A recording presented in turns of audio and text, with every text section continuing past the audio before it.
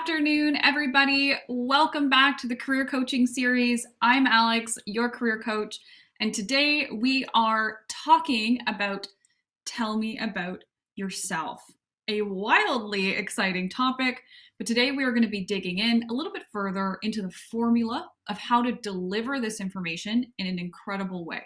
If you recall, we do have another series that's based on Tell Me About Yourself, so please check that out so you can hear some of the other golden tidbits around this topic. It is something that is incredibly important and the first thing that interviewers will ask you. So tune in, and I'm going to tell you a little bit more about who we are and why you should be listening today. Who are we? Uvaro is your career success company. We specialize in the technology industry, and we are a training and education spot for people to be able to elevate their careers, learn some new information, some new skills, and to have one-on-one coaching and practice throughout the programs and throughout the membership here at Uvaro. We do have a paid residency program as well if you'd like to try out these new skills and work directly with some of our employer partners who are absolutely out of this world outstanding. We have career services. This is, again, what I head up specifically. So please tune in to these career coaching workshops and sessions so you'll be able to understand a little bit more about what it is that we do and why we do it and how to predict your outcome and your success. We do offer lifetime support. So if you're interested, please tune into our website, take a look at the information there, and reach out directly to some of our sales team to understand how you can elevate yourself and dive in a little bit further into our network. What are we covering today? As we just talked about, tell me about yourself. The most dreaded question in an interview. How is it that the most dreaded question is the one that is asked first? And it's usually the most informal, but it carries an incredible amount of weight. So we're going to be focusing on how to answer this question with conviction to be able to deliver something that then sounds confident, even if you're nervous and even if you have no idea what you're doing. Because let's be honest, who actually knows what we're doing? I certainly don't. So again, we're going to work on how to deliver your answer, how to add some personality and zhuzh, spice, pizzazz, whatever you like to call it, and how to specifically focus on the topic at hand that you choose and what exactly it is that you should leave out that relates to the question. Okay? So without further ado, let's dig in. I'm going to stop sharing my screen. Now I'm nice and big so everybody can tune in, snuggle up, grab some snacks, and let's give her. Now, the formula that I want everybody to write down on how to create something that you're delivering super well with a lot of focus and a lot of personality are 3 words. Okay, so everybody grab one of these fancy pens. Grab your notebook and please write it down. I'll wait for 2 seconds. The most important thing that you need to recognize, realize, and genuinely understand about how to craft this answer is to become short, concise, and engaging. 3 words: short, concise, engaging. When you are short, it adds to the delivery of your answer. When you are concise, it is helping build that focus and come into your own and really be able to deliver an award-winning topic. And then your engaging side is going to be you, your personality. If you recall, we have dug into how to understand and how to develop your why, right? This really coincides with being able to actually articulate that tell me about yourself answer. Now, if we take it back and we start with short. Okay, let's all be short. I'm only 5'3", so I actually identify as short. But when you are short, I want you to picture this. Somebody is answering the question, tell me about yourself. Let's say you meet a new friend and you're like, oh, Bronte, tell me about yourself. And then all of a sudden, Bronte is talking for 6-7 minutes with no breaks, literally just rambling on and on. Sorry, Bronte, if you're watching this right now. But if she is rambling and talking for 6-7 minutes and starting with, well, this is who I am, this is what I did with my career, this is where I went to school, this is what I did with my career, it gets exhausting. Okay, and so this is where the word short really comes into play. I want you to remember that humans have an incredibly short attention span. It is maybe 8 seconds.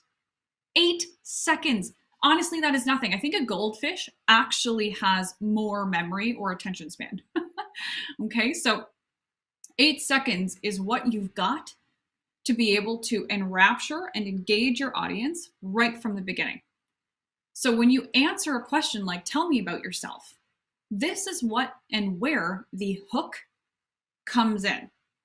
Okay, so what people typically do, well, they don't typically do. What you should do is think about starting with a question.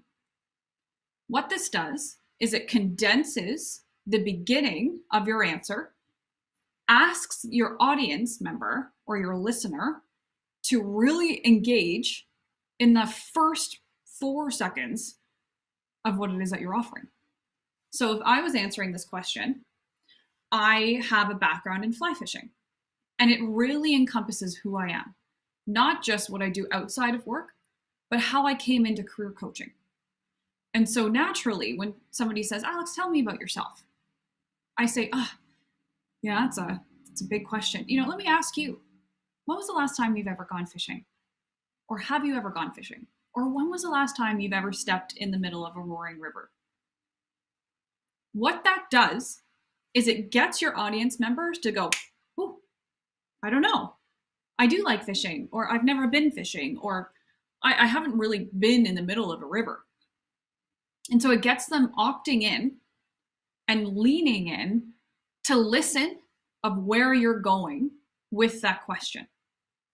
And so thus begins the formula of being short, because you are engaging your audience member, you're asking them a question, you're making sure that they can peer into that window and they are questioning or answering the question that you are offering. At that point, you've got their attention.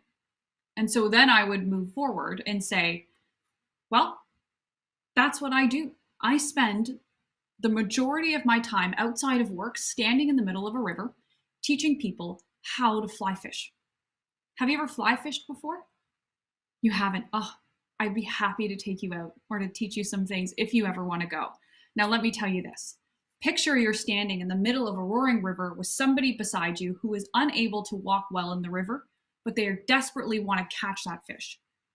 I spend my days being able to point them to something, even if they don't catch something, but being able to pull out something, whether it's more confidence or conviction or just fun from the time that we spend together. That's why I'm also a career coach. It's the same thing. I'd love to tell you a little bit more about that. You have a couple more seconds. But you see what that does. That was incredibly short, condensed, but I was able to ask them a question, have them answer, have them picture being in the middle of a river, or in the middle of something with somebody. So they're tuning in and they're thinking, wow, that's a little wild, right?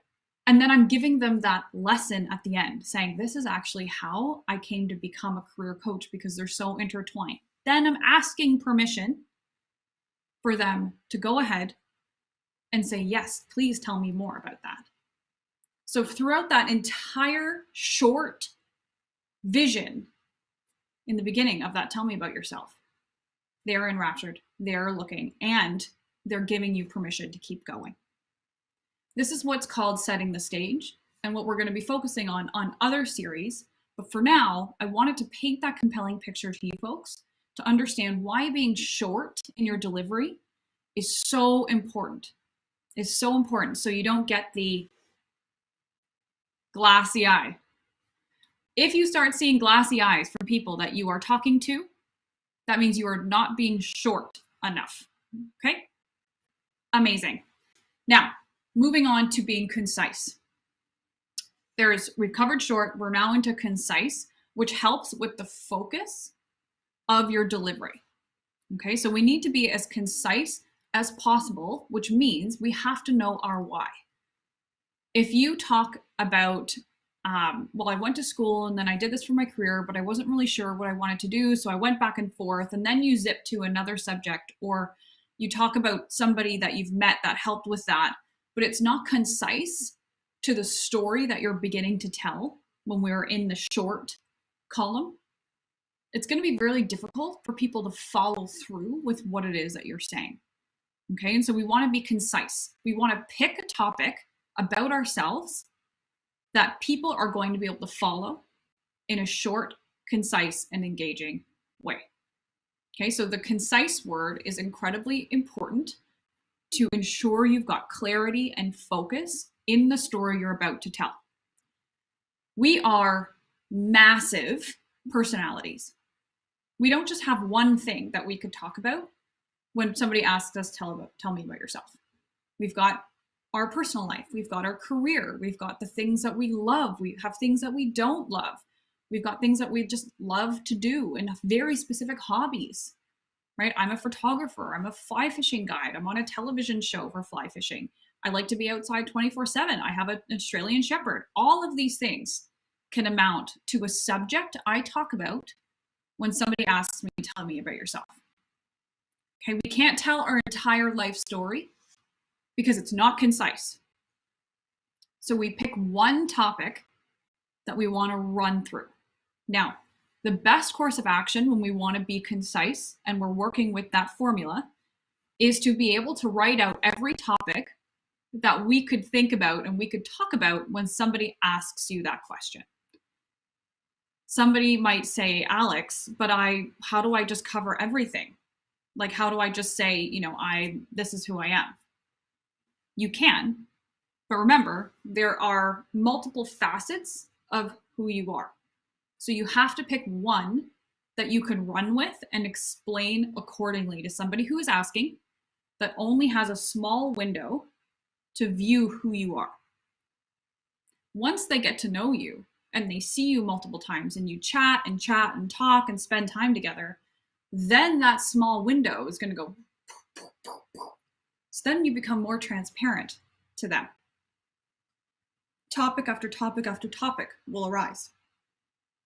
But don't feel like you have to deliver your entire life story when someone that you don't know asks, tell me about yourself. You pick one topic, and that is your concise answer to be able to run with. Gorgeous. I picked fly fishing. Next, I think I might pick photography. And I'm going to connect photography with what I've chosen to do with my profession. And you want to tune back into the next or one of the next career workshops to figure out how you are able to make that connection when you're having a conversation with somebody. Okay, that's concise. Now moving into engaging. We want to be short, concise, and engaging. This is the fun part, everyone. Granted, I think a lot of you might raise your hand. Please do, if you can. If this is the one that actually scares you the most. Remember, when you are short and you are concise, these are things that you can control, right? You can control the time at which you talk to somebody, and you can control the topic that you choose to be very concise about. But the engaging portion of it, you certainly can control that. But because it has to do with adding energy and personality into it, it feels a little bit more intimidating. Because raise your hand if you've ever felt, oh, that I was just so myself there. I'm so embarrassed. I usually get a few people laughing when I say that. Sometimes I do something silly and I put a lot of energy and I'm like, woo! And then I go, oh, that was so embarrassing. I was just so myself there. It's like humans go and we take a mental check of how not to be and how to be in social situations. So naturally, adding that personality in, that spice, that engaging side of you is harder to do. But I'm asking you to give yourself permission to be you when you are talking about yourself. If you are a little bit monotone, raise your hand if you're a little bit monotone, right? If you're monotone, how can we get you to work with your voice cadence and put some inflection in or smiling, right? When somebody is a little bit monotone, but they go and talk like this, and you know, my life has been full of technology, but it's something that I really love. You see what happens there? You add a smile in and it lights up everything around you. That is a part of being engaging.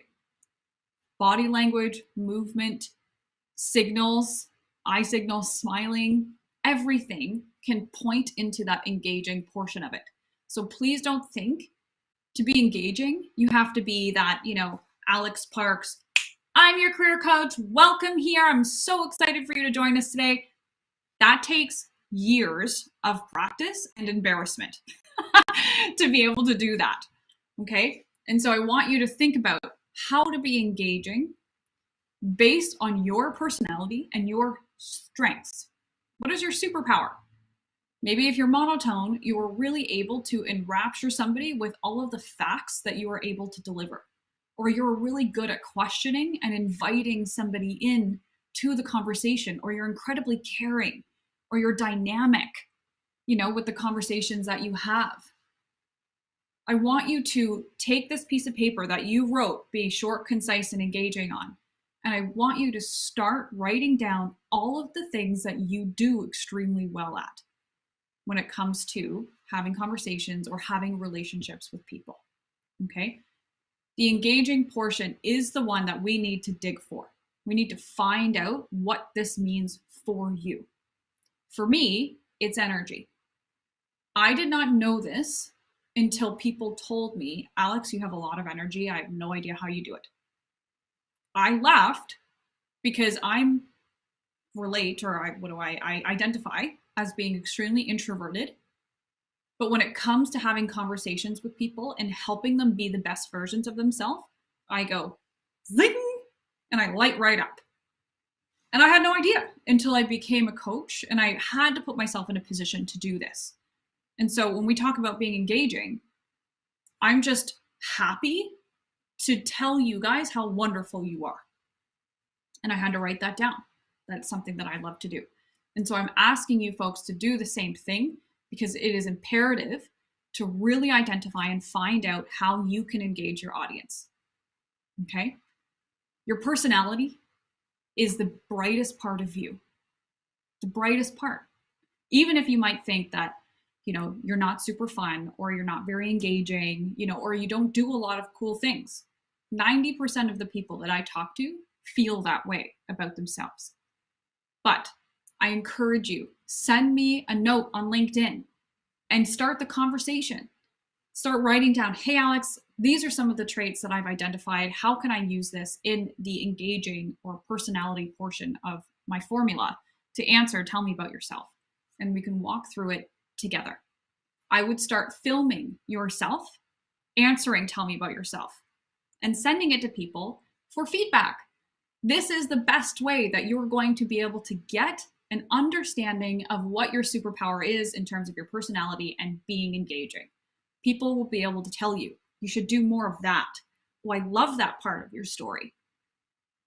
Remember, everything comes back to you, your story, and what you are allowing an audience member to see.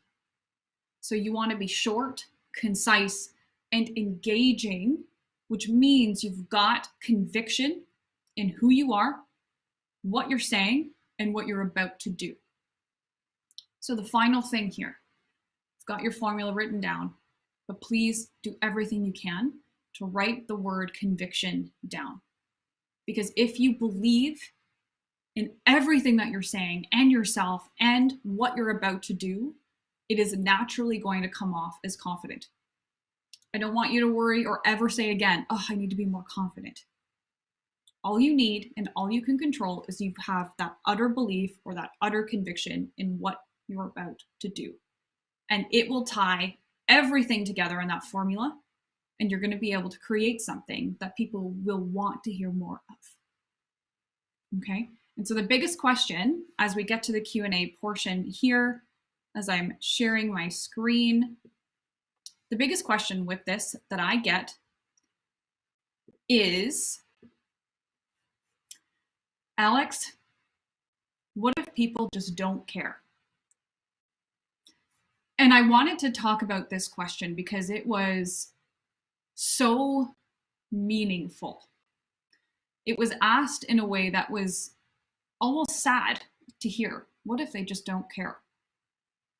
The thing about this, I need you to remember, if people are actively asking you, tell me about yourself, it's because they do care, even just a little bit. They're caring enough to ask. And promise, people don't have to ask you anything. So when you're in an interview, the tell me about yourself question is not just a placeholder before you begin that interview. That actually is 80% of what it is that they want to see from you or want to hear from you. How do you articulate yourself? How excited are you about the opportunity, but how you, outside of work, connect to what you're about to do? I'm Alyx. I'm a fly fishing guide. I spend my days trying to allow people to get out of the office and into nature through fly fishing. Directly relates to being a career coach because both are a journey of finding something, capturing it, and falling in love with what they are or what you do. And so it all interconnects, and I really want people to come back or tune in to the workshop that's going to be centered around connection and finding your why, so we can do this together and continue this series to make you the best versions of yourself, particularly in an interview in tech, when that's certainly what they want to know. Now, thank you for joining. Love that series. I want to tell you a little bit more about what's coming next. So for more information on who we are and about our courses, please check out uvaro.com/course.